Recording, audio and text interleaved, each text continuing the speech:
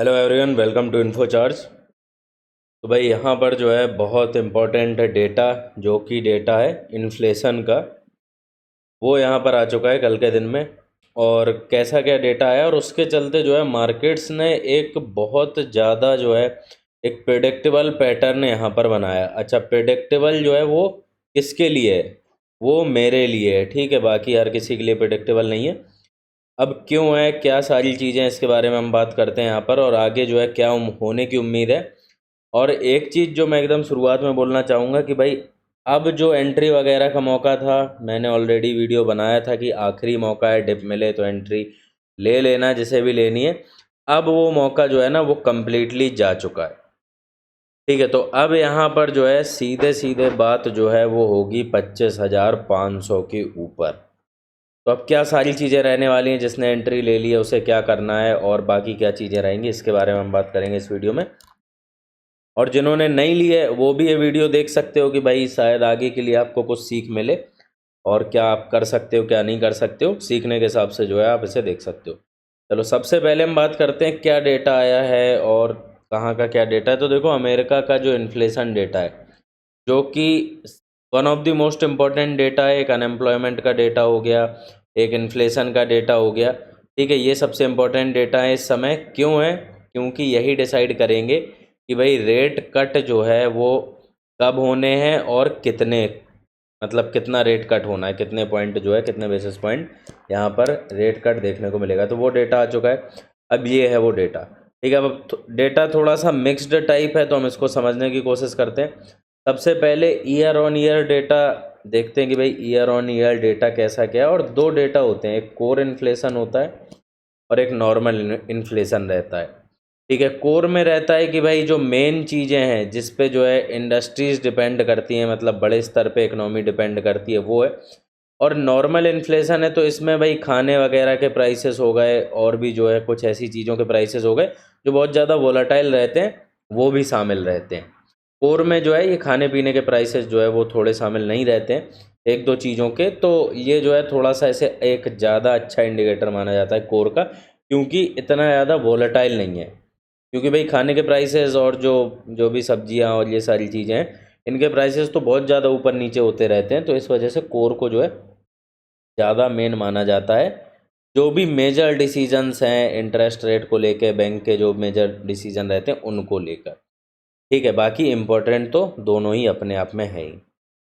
अच्छा, अभी क्या डेटा है तो ईयर ऑन ईयर हम देखेंगे तो यहाँ पर जो डेटा आया है वो आया है एकदम, जो यहाँ पर प्रीवियस था 3.2 कोर का, वही जो है फोरकास्ट भी थी 3.2 की, आया भी 3.2 है, यानी कि यहाँ पर कोई ऐसा सच बड़ा चेंज नहीं है।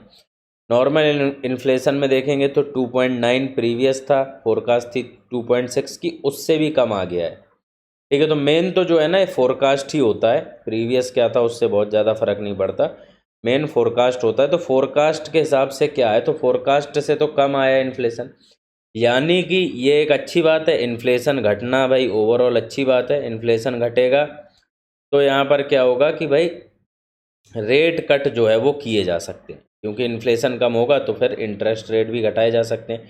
इन्फ्लेशन ज़्यादा बना रहेगा तो ऑब्वियसली इंटरेस्ट रेट नहीं घटाए जा सकते हैं, ठीक है। तो ये एक बहुत ज़्यादा अच्छी बात है मार्केट के लिए। क्यों अच्छी बात है? क्योंकि मार्केट, मैंने क्या बताया आपको कि भाई मार्केट जो है वो अभी यहाँ पर भागते हुए हमें देखने को मिलेंगे रेट कट की खुशी के लिए। जो आखिरी रैली की मैं बात कर रहा हूँ कि भाई आखिरी रैली आएगी यहाँ पर, तो वो क्यों आएगी? क्योंकि रेट कट वगैरह जो है वो हमें देखने को मिलेंगे, ठीक है। ये 18-20 सितंबर के आसपास जो है ये मीटिंग होने वाली है फेड की, तो इसमें अब अगर इन्फ्लेशन गिरेगा तभी रेट कट होंगे, ठीक है। और अगर इन्फ्लेशन बढ़ जाता है तो रेट कट जो है वो मोस्ट प्रोबेबली रुक भी सकते हैं, और हो सकता है कि फिर जो नवंबर में मीटिंग है इनकी उसमें हो। तो अभी इन्फ्लेशन गिरा है तो ये एक अच्छी बात है। रेट कट अब हमें जो है वो हाई चांसेस हैं कि देखने को मिलेंगे। अनएम्प्लॉयमेंट बढ़ रहा है, ठीक है, और इन्फ्लेशन घट रहा है। यही जो है वो फेड चाहती है, या किसी भी देश की सेंट्रल बैंक चाहती है। अगर इन्फ्लेशन बढ़ता है तो अनएम्प्लॉयमेंट बढ़ जाए। अनएम्प्लॉयमेंट बढ़ेगी तो क्या होगा कि भाई डिमांड जो है वो घट जाएगी। जब आपके पास नौकरी ही नहीं है तो आप सामान क्या खरीदोगे? तो डिमांड घट जाएगी, अब डिमांड घट जाएगी तो आप सामान नहीं खरीदोगे, और सामान नहीं खरीदोगे तो बेसिकली जो है सप्लाई तो उतनी ही है, तो प्राइसेस उसके गिर जाएंगे, तो अपने आप इन्फ्लेशन नीचे आ जाएगा। ठीक है, और क्या है कि इन्फ्लेशन ही नीचे लाना हमारा मेन जो है वो टारगेट है। इन्फ्लेशन नीचे आ जाता है तो फिर 5-5.5% पे जो रेट रोक के रखे इंटरेस्ट रेट, इसका कोई सेंस नहीं बचेगा, तो ये भी धीरे धीरे करके जो है वो गिरा दिए जाएंगे। लेकिन इसके पहले ही जब ये दोनों कंडीशन, कौन सी कंडीशन, एक अनएम्प्लॉयमेंट वाली और दूसरी कौन सी, इन्फ्लेशन की, या CPI डेटा बोल लो आप। ठीक है, तो ये दोनों कंडीशन यानी कि इसका बढ़ना और इसका घटना जब होगा पूरी तरीके से, तो ही रेट कट के चांसेस बनेंगे, और जब रेट कट के चांसेस बनेंगे तो मार्केट भागना शुरू करेंगे कि भाई रेट कट होने वाले हैं। जब रेट कट हो जाएंगे, मार्केट भागते रहते हैं, रेट कट भी हो जाता है उसके बाद भी भागते रहते हैं कुछ समय तक, फिर जो है वहाँ से अनएम्प्लॉयमेंट का डेटा फिर भी बढ़ता रहेगा, क्योंकि ऐसा तो नहीं है कि अनएम्प्लॉयमेंट, ये एक भाई साइकिल है, ऐसा तो है नहीं कि 2 महीने बढ़ गया बस अब फिर एकदम गिर जाएगा, लगातार बढ़ता रहेगा, थोड़ा गिरेगा थोड़ा बढ़ेगा, ऐसे करके ओवरऑल तो बढ़ेगा ही, और इन्फ्लेशन लगातार जो है वो गिरता रहेगा। ठीक है, ये एक लंबी चीज़ है, ऐसा नहीं कि बस रेट घटा दिए तो वापस से चीज़ें सही हो जाएंगी, तुरंत टाइम लगेगा सही होने में। ठीक है, तो मार्केट क्या देखते हैं कि भाई रेट कट हो गया, सब कुछ अच्छा हो गया, लेकिन फिर भी अनएम्प्लॉयमेंट बढ़ा जा रहा है, बढ़ा जा रहा है, इकोनॉमी की हालत फिर भी बहुत ज़्यादा ख़राब होती जा रही, इसे एक बहुत नेगेटिव तरीके से लेते हैं और फिर गिर जाते हैं, जो क्रैश आता है, इसके बारे में ऑलरेडी मैं बता चुका हूँ पुराने वीडियोज़ में। ठीक है, तो वो चीज़ है। तो अभी जो है यहाँ पर एक असली रैली की शुरुआत जो है वो हो रही है, इवन हो चुकी है। अगर आप अमेरिका के भी जो चार्ट हैं ये देखो, क्योंकि यहाँ पर ज़्यादा गिरावट आ गई थी तो वही लोग पैनिक कर रहे थे कि सर ये तो गिर रहा है और ये क्या हो रहा है, क्या करें हम। तो आप देखो कि ये गिरा, लेकिन आखिरी के 2-3 दिन से आप देखो कितने बड़े बड़े रिजेक्शन हैं, और ये एक बहुत बड़ा बियर ट्रैप बनाया है। इसको लेकर जो है मैंने टेलीग्राम पर भी पोस्ट किया था। ठीक है, कि भाई ये आखिरी बियर ट्रैप है। तो यहाँ पर मैंने ये डाला भी था कि भाई today US market created biggest bear trap in recent month, अभी तक के पिछले कुछ महीनों में सबसे बड़ा बियर ट्रैप बना है। और लास्ट जो है ये इस तरीके का ट्रैप हमने देखा था अक्टूबर 2022 में। ठीक है, और कल से फिर मैंने ये बोला था कि भाई मैं कल सुबह जो है वो वीडियो डाल दूंगा मार्केट ओपन होने के पहले, तो अभी 8:30 के आसपास हो रहे हैं। ठीक है, तो मार्केट तो खैर अभी ओपन नहीं हुआ है। अच्छा, अभी दूसरी चीज़ बात करते हैं हम थोड़ी सी, यहाँ पर इन्फ्लेशन को लेकर जो डेटा है थोड़ा सा मिक्स्ड डेटा है, और भी मैं आपको दिखा देता हूँ कि ओवरऑल तो गिरी है ईयर ऑन ईयर, कोर में जो है वो सेम ही रही है। अच्छा, मंथ ऑन मंथ में क्या हुआ है, मंथ ऑन मंथ में इन्फ्लेशन नॉर्मल तो सेम ही रही है, लेकिन कोर में थोड़ी सी बढ़ी है। लेकिन मेन डेटा होता है ईयर ऑन ईयर का, जो सबसे प्राइमरी है, मंथ ऑन मंथ भी मैटर करता है, इसलिए मिक्स्ड सा डेटा है। तो अब क्या हो सकता है इस मिक्स्ड डेटा से, इस मिक्स्ड डेटा से हो ये सकता है, क्योंकि जो मेन चीज़ है ईयर ऑन ईयर, वहाँ तो मामला सही है, तो चांसेस इसके अच्छे खासे बनते हैं कि भाई क्या हो कि यहाँ पर जो है सितंबर में, अभी जो 18 सितंबर को मीटिंग है, इसमें रेट तो घटाए जाएं, लेकिन जो 50 बेसिस पॉइंट की उम्मीद की जा रही थी वो ना हो के 25 बेसिस पॉइंट के रेट घटाए जा सकते हैं। ठीक है, अब इसको लेकर जो है यहाँ पर आर्टिकल वगैरह भी कई पब्लिश्ड हुए हैं, तो हम थोड़ा सा इसकी भी बात कर लेते हैं, और इसके क्या इम्पैक्ट होंगे अभी हम इसकी बात करते हैं। तो भाई अगस्त की रीडिंग जो आई है, जो भी सारी चीज़ें आई हैं, तो यहाँ पर बताया जा रहा है कि भाई अब हो सकता है कि फेड जो है वो थोड़ा नॉर्मल रहे और 25 बेसिस पॉइंट कट करे। इसको लेकर जो प्रोबेबिलिटी है वो भी आप देखो कि 25 बेसिस पॉइंट कट की 85% हो चुकी है, 66% से बढ़ के, और जो 50% है इसकी केवल 15% बची, जो कि 34% थी। ठीक है, तो ये जो है प्रोबेबिलिटीज़ अभी यहाँ पर चल रही हैं।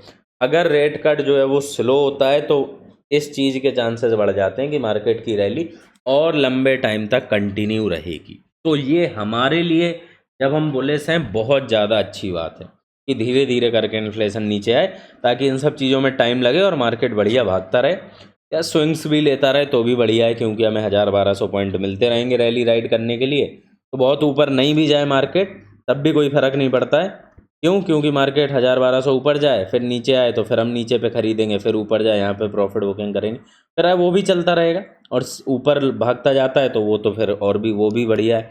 ठीक है, एट दी एंड तो हमें हमारी रैली राइड करने से मतलब है और प्रॉफिट बनाने से। ठीक है, ये जो है ओवरऑल यहाँ पर चीज़ें चल रही। अच्छा, अभी अगर हम बात करते हैं थोड़ा निफ्टी के बारे में, तो देखो 25,000 के मोस्ट प्रोबेबली ऊपर ओपन होता हुआ हमें देखने को आज के दिन में मिलेगा ये, कल मैंने वीडियो बनाया था, कल ही बनाया था शायद, कल या परसों, तो मैंने जो है वो बताया था कि भाई अगर डिप मिलता है, ठीक है, ये वीडियो था कि अगर डिप मिलता है ये वाला कि Nifty will make all time high, और मैंने इसमें लिखा भी था कि भाई मेरी जो है एकदम सीधी खुला भविष्यवाणी है यहाँ पर कि अगर डिप मिलता है तो भाई एंट्री ले लो, नहीं तो फिर जो है बहुत ही ज़्यादा मुश्किल हो जाएगा। डिप मिला, अब जिसने एंट्री ले ली बहुत बढ़िया, अभी भी अगर वापस से शायद थोड़ा बहुत मौका मिल जाए तो जिसे लेना हो वो ले सकता है, अदरवाइज़ मार्केट यहाँ से खुल के जो है ऊपर भाग जाते हैं तो फिर बहुत कोई सेंस बचेगा नहीं, फिर सीधे जो भी कुछ होना है वो 25,500 पे होगा। क्या होगा 25,500 पे? 25,500 के ऊपर जो है सबसे पहली चीज़ तो होगी प्रॉफिट बुकिंग, ठीक है, जो कि यहाँ पर मैं अपनी प्रॉफिट बुकिंग करूँगा, जो भी लोग साथ में जुड़े हैं, प्रीमियम ट्रेडर कम्युनिटी में जुड़े हैं, वो प्रॉफिट बुकिंग कर रहे होंगे, बाकी जो लोग भी एनालिसिस वगैरह देख समझ रहे हैं वो भी प्रॉफिट बुकिंग यहाँ पर करेंगे, ठीक है। उसके बाद चांसेस बन सकते हैं कि यहाँ पर एक हमें फिर से डिप जो है 500-700 पॉइंट का देखने को मिल जाए। अब वो 25,500 से डिप आएगा, 25,700 से डिप आएगा, या 26,000 से डिप आएगा, वो उसी समय पता चलेगा कि कैसी क्या चीज़ें जो है वो बन रही हैं, ठीक है। लेकिन 25,500 जो है एक ये मिनिमम आप इसे पकड़ के चल सकते हो, मतलब इसे मैं मिनिमम पकड़ के चल रहा हूँ कि इसके ऊपर ही होगा जो कुछ होगा। तो भाई अब जिनके लिए रैली छूट गई है, अगर मार्केट वापस से मौका यहाँ पर थोड़ा बहुत दिखा दे तो अच्छी बात है, आपको एंट्री अगर आप नहीं ले पाए तो ले लेना जिसे भी लेनी हो, वरना अदरवाइज़ तो मेरे हिसाब से अब हो गया जो कुछ होना था, अब सीधे ऊपर जो है वो सारी चीज़ें होंगी, तो जिन्होंने ले लिया है वो इसके लिए तैयारी कर लो। बाकी अगर मौका मिलता है तो यार मैं यही कह सकता हूँ कि भाई प्रीमियम ट्रेडर कम्युनिटी वगैरह ज्वाइन कर लेना, ठीक है। अगर मौका मिलता है तो मैं वापस से डाल दूँगा ट्रेड वगैरह कि भाई क्या यहाँ पर ली जा सकती है उन लोगों के लिए जिनके पास ट्रेड नहीं है, अदरवाइज़ तो मोस्टली सभी लोगों के पास ट्रेड है ही। फ्री ग्रुप में भी जो जुड़े हैं उन्हें भी मैंने 9 सितंबर को ही जो है वो यहाँ पर अक्टूबर वगैरह की ट्रेड दे दी थी, 3 अक्टूबर की, तो उसमें भी जो है वो अच्छा खासा यहाँ पर हमें प्रॉफिट्स होते हुए देखने को मिलेंगे, ठीक है। कहाँ ये ट्रेड, मैं ये भी दिखा देता हूँ, तो ये ट्रेड है। तो आप जुड़ जाओ भाई, जो लोग भी हैं टेलीग्राम पे फ्री वाले पे जुड़ना उस पर, अदरवाइज़ तो पेड पे ही जुड़ो, 1-2 दिन का ही मौका है, फिर वैसे ही जुड़ने, फिर मत ही जुड़ना, फिर जुड़ के क्या करोगे, फिर तो ऊपर जो होना होगा तब आप देखना कि क्या कर सकते हैं क्या नहीं, ठीक है। तो फिलहाल यही था वीडियो, मिलते हैं हम लोग नेक्स्ट वीडियो में, तब तक के लिए धन्यवाद।